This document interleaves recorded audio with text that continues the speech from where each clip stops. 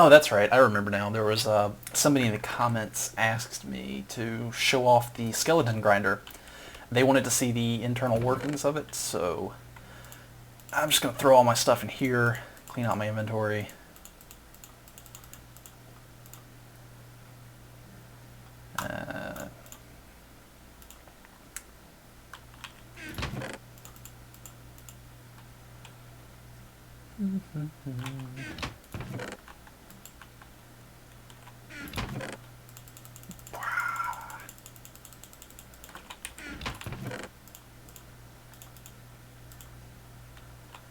And the reason I'm doing that is just because I wanted to show off, let's see, I don't even care.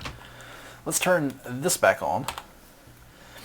And here are my construction presets with too many items to help quickly build things. And you cannot switch your inventory around this quickly in creative mode.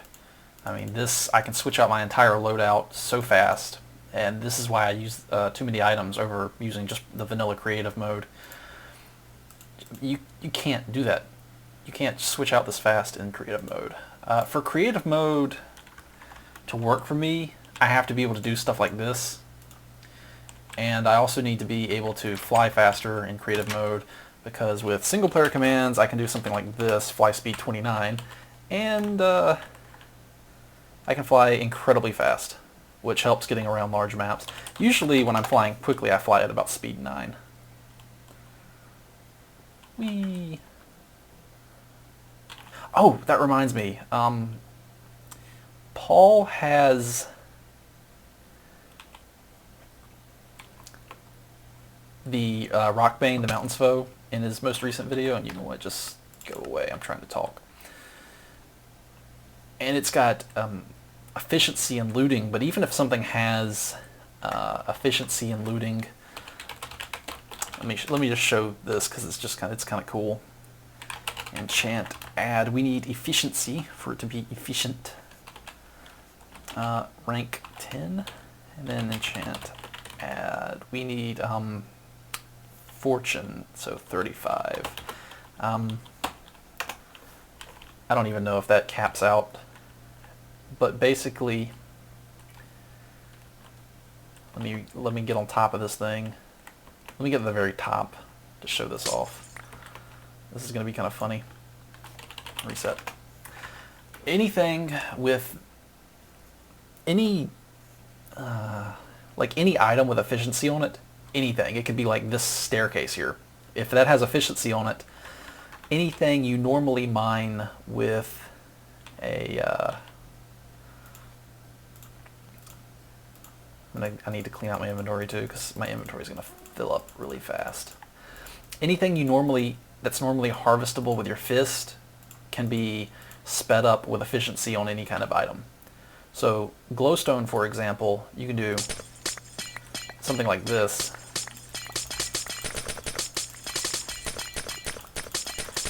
And if you combine that with fortune, which makes things drop extra items if they drop items, like this won't work on an iron ore block, for example, if I had a pick with fortune, because the iron ore drops itself, the block itself. But any block, if you use fortune, any block that drops an actual item, like glowstone dust or coal or diamond, will drop more. So he had, but Paul had Rockbane, which has fortune on it, and he was still just mining the glowstone in the nether with his fist, because he didn't want to use it for some reason. I was just like yelling at my screen. I was like, Paul, you've got fortune, use it. You could be doing something like this if you want glowstone.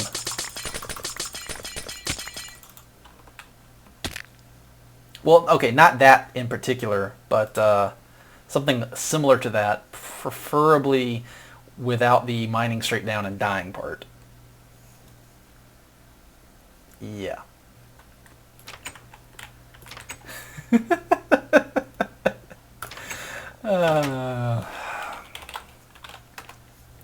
Whoosh.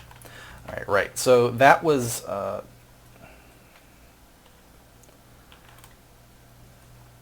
let's see. see. Now, the other thing I was going to do is show off the internal workings of fly 0.5. Let's fly slowly. Reach 50 instant mine. I wanted to show off the internal workings of this thingy right here. Because somebody requested this in the comments, so I will. This, I don't know who first came up with a design like this. So I have no idea who to give credit to. In all honesty, it was probably several people all around the same time. And it's not really rocket science to figure something like this out. Okay, so basically the mob spawners will cap their spawn limit at a certain number. I think it's like 7. Though that could change with a patch, but I think it's about 7 last I heard. And so 7 skeletons and they'll never spawn anymore. But you saw, if you've watched my previous videos, over here if I go AFK I end up with like 1 billion skeletons all packed into this. So the reason that's happening is I'm using these water currents here to transport the skeletons far enough away from the spawners to remove them from that population cap that spawners have. And if you do that, you can get unlimited enemies spawning. So this is, okay, there's a sign there. Basically, this is really simple. There's the 3 spawners that were here, and I've mined them all out. And when I did this, I had torches all over the place to get some peace and quiet while I made the thing. And then you take away the torches and run away really fast. Here's water source blocks, and they end in another source block here and a mirror image on the opposite side. They come down here. So if I stop flying, just turn flying off and pretend I'm a skeleton. Ding, ding, I'm a skeleton. I'm gonna shoot you. Yeah. It terminates in this half slab that lets them step up. And right here, this half slab, the monsters have this property where when they're in contact with the water, they always try to when they're in contact with water, they always try to swim up. So the skeleton is basically going to do the equivalent of holding down the space button when he's in this type of setup here. And you can see this is just 2 blocks with a half slab on the bottom, so it gets their head in the water, and that starts them swimming up. And then they swim up this, and all this is just signs staggered like this to keep the water source blocks, and it also stops the skeletons from suffocating. So I'm a skeleton. No, I'm a skeleton. I want to shoot you, but I can't. I'm stupid. No, I'm a skeleton. And then they get up here, and this source block at the very top just flows here. And right here, they fall down, and they almost die. They are left with very little health. I believe this is a 22 block fall, because I think 23 is lethal, last I checked. You can check, just type in like fall damage on the Minecraft wiki, and you'll get whatever the most current stats are. But I'm pretty sure 23 blocks is lethal, and 22 leaves you with, almost dead, so that you can be killed with 1 hit. And that just saves time when you're trying to farm skeletons here. So yeah, that is the basic principle.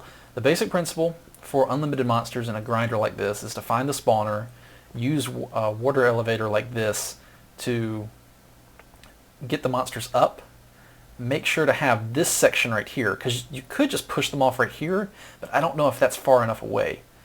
So the length of 1 flowing water source block, which I think is like 7, like 1, 2, 3, 4, 5, 6, 7, and then they fall. Yeah, that's 7.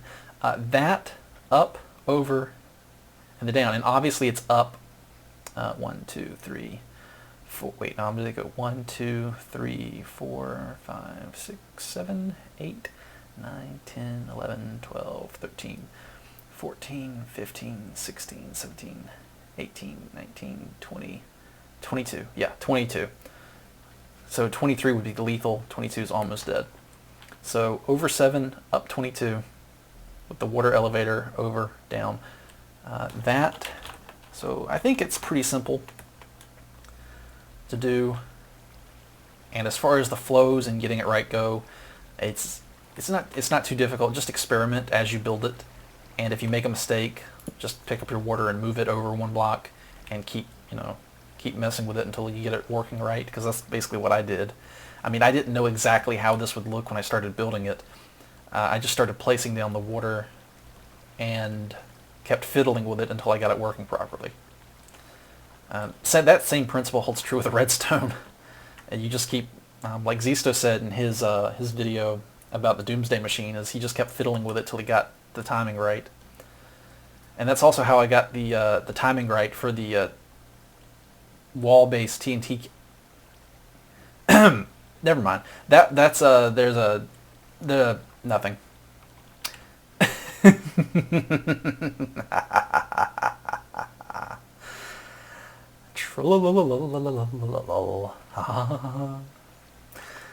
Okay, so let's see.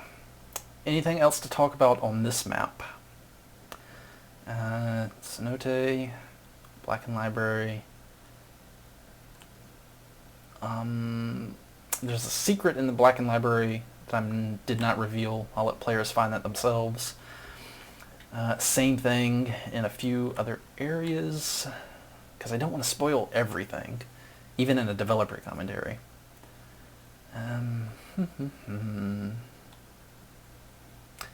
As far as making this map, I really enjoyed Kaizo Caverns.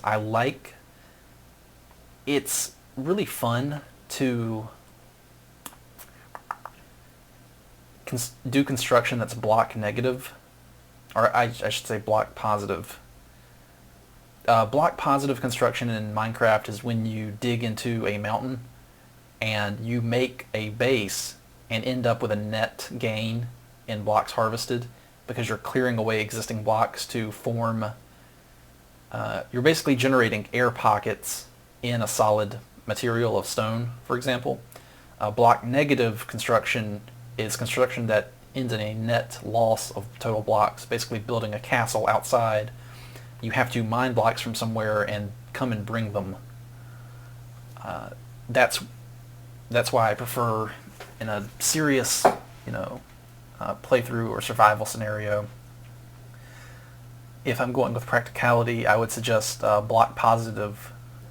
Basically dig into something to make your base, because the act of making your base also gives you resources. Or something like, I don't know, like building this tower. The act of building it does not give you resources, it takes tons of resources away from you. So that's block positive, that's block negative. That kind of construction also holds true for map making. It's easier and more relaxing to create caverns out of solid stone than it is to try and make artificial constructions and then place them into the open air of the outside world. It's quicker, it's easier, it's more relaxing, and I also generally like cave maps, because most of Minecraft takes place either in normal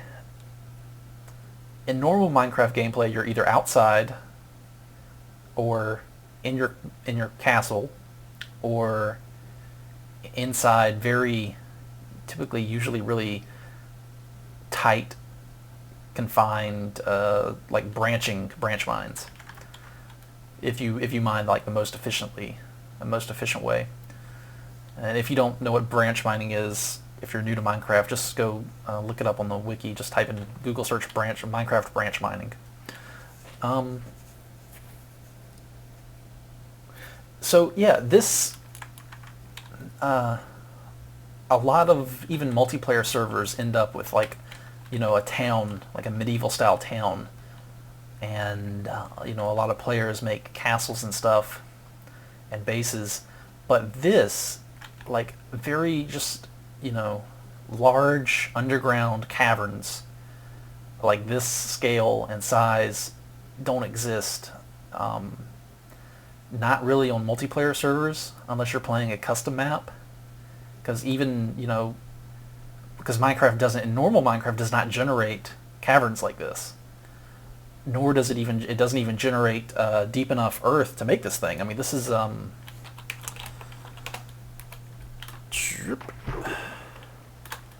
what are we down here? This is 42 to, right here is about sea level. For normal Minecraft, this is sea level. And so this cavern occupies from up here, just say 120 to all the way down to like the bottom of the lake here. 43. So it's just Minecraft itself doesn't really give you the opportunity to have such large caverns. The cool thing would be though is to have some more options on world generation. To say like I only want, especially with this new anvil format with the 256 blocks to work with. I really would like to see Mojang put in new world generation options where sea level, ground level, yeah, I guess sea level and like the default ground level starts at, instead of 64, it starts at maybe 128 or, yeah, well, about 128 would be good. And that way you've got 128 blocks of sky above you and then 128 blocks of ground to dig into. And that leaves, you know, gives the opportunity. Why am I leaving this on? Oh wow, that was loud. What was that? Huh, must be my neighbors. That gives you the opportunity to have the Minecraft terrain generation start trying to make things that look like this underground, just really big caverns underground. I just think that would be really awesome, especially if you start they start generating underground dungeons and citadels and castles and stuff, like ruined castles and stuff in you know, giant underground caverns. Because Minecraft, you do, well, you obviously craft and you do a lot of mining, but the underground world is always really tightly confined. And the new ravines, I think, is a step in the right direction, you know, giving you some more open airspace underground to look around. But I'd really like to see stuff like this, and also stuff like this.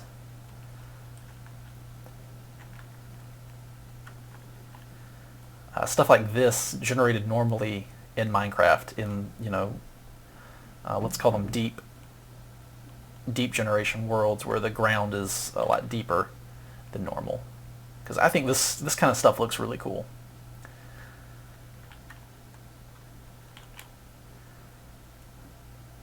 And I don't think I'd even mind.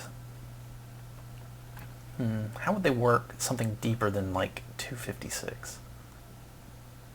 Well, I don't even know. I mean, this is already like, you know, standing up at the top here and looking down. This place is huge. But with the new 256 format, I'll be able to make things, you know, twice as large as this in height. I mean, just imagine this, but going up even further. So I'm pretty excited to be able to start working with that. Fallen Kingdom, probably not going to have any of that stuff. It is an urban map. But when I revisit Canopy Carnage and Black Desert, you can expect to start seeing some more crazy stuff.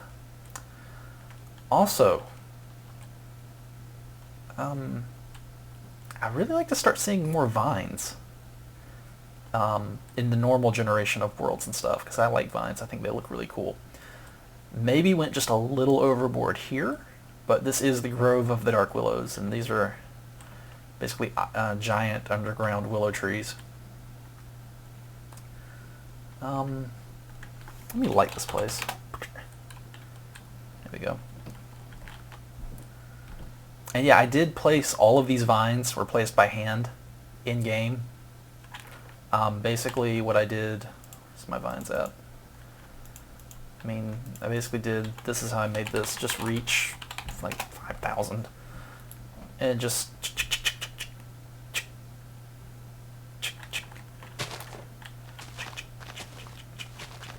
doing this, what I'm doing right now, all over.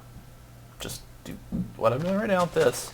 Just do that for about an hour all over the place around here, and you end up with something like this. Because you can't place these vines successfully with MC Edit because it doesn't retain the directional data. And as far as I know, there's no kind of... Oh, and you also have to go AFK in-game to let them grow, because the help, pretty sure it's grow space all. Yeah, the single player commands grow all function doesn't do anything with vines. So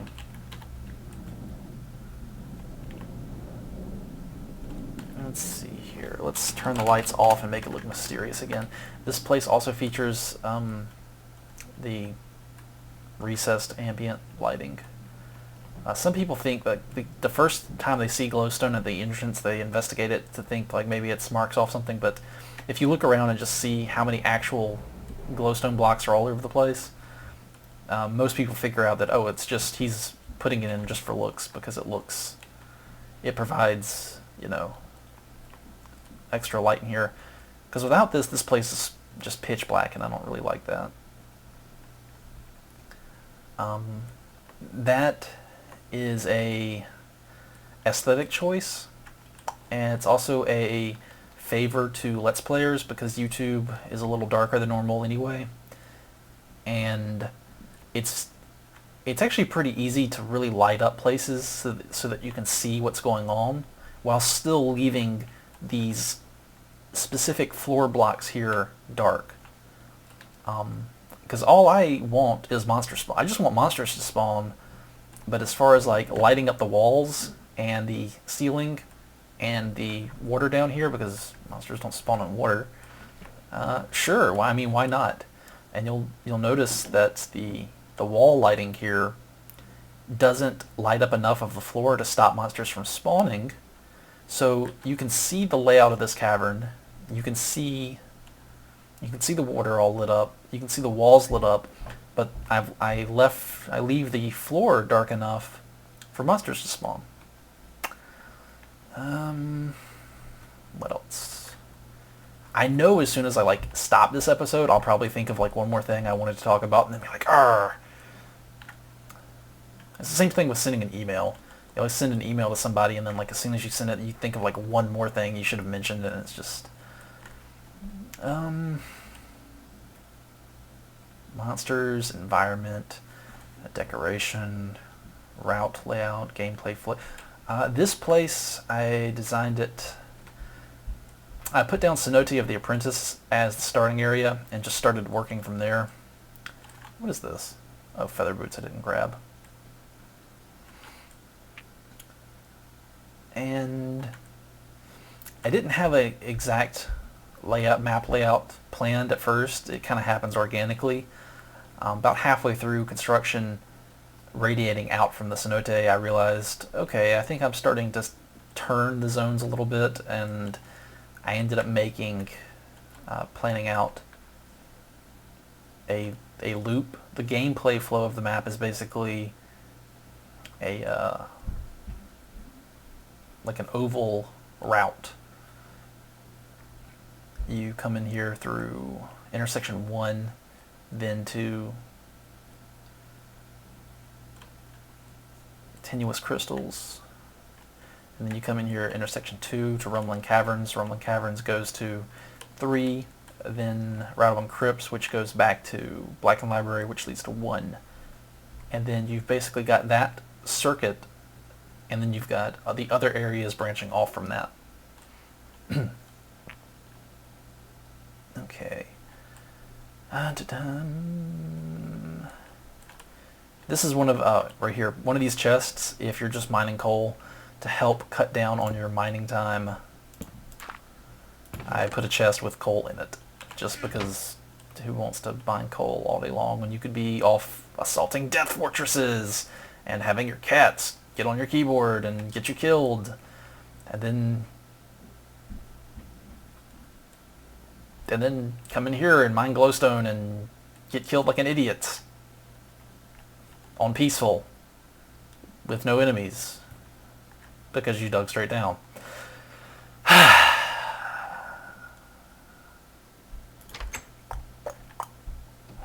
Anything else? I think that's it. Let's make it daytime. Nice and pretty. Oh.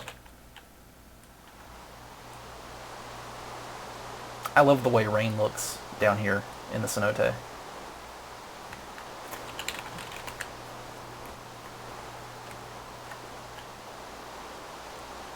When I was working on this map, I think it started raining, and I just stopped working and just sat here for a while. It's really relaxing, and it's kind of cool just being down in this cenote, and I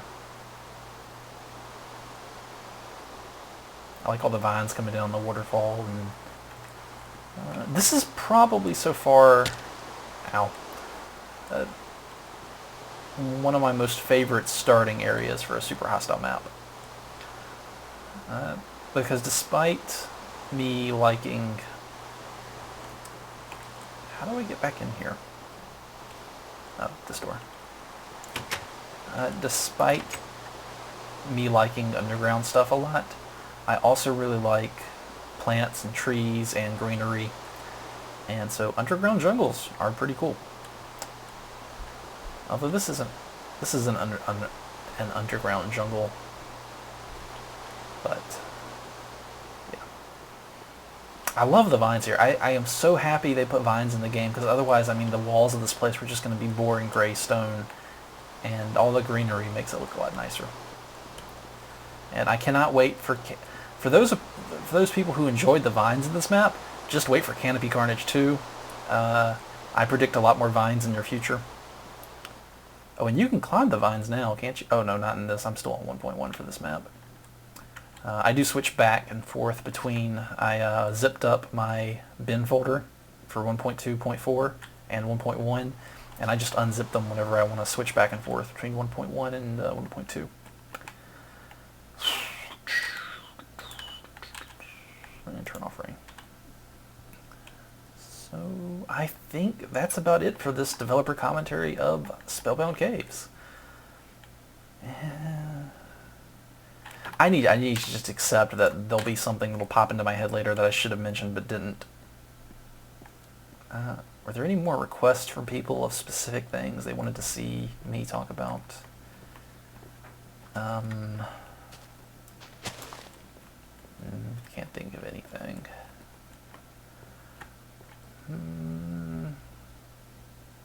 Nope. I guess that's it.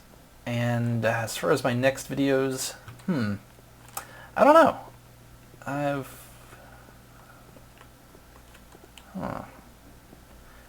mean, I'll probably do Vechs' test world stuff.